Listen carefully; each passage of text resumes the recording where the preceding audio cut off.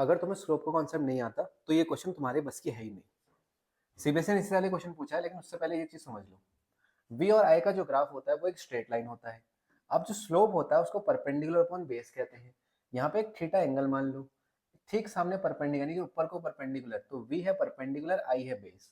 अब we upon I जो होता है वो आर होता है, मतलब इस टॉपिक में जो स्लोप है वो क्या है, आर।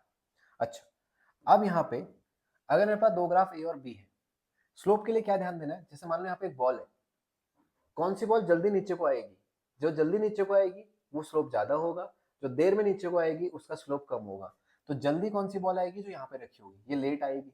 अब ए का स्लोप ज्यादा है, बी का स्लोप कम है, मतलब v अपॉन आई का स्लोप क्या दे रहा था हमें, आर दे रहा था। इसका मतलब आर ए बड़ा होगा और आर बी क्या होगा हमारे पास, छोटा होगा। ओके, थोड़ा आगे चलते हैं। मान लो कि एग्जाम में क्या हुआ, आई और वी का ग्राफ आ गया, आई और वी का ग्राफ भी एक स्ट्रेट लाइन ही जाएगा, तो हम फिर से स्लोप निकालेंगे। स्लोप क्या होगा, परपेंडिकुलर अपॉन बेस। अब आई अपॉन वी होता है 1 अपॉन आर, यानी कि आपके पास जो स्लोप है 1 अपॉन आर बताएगा, आर नहीं बताएगा।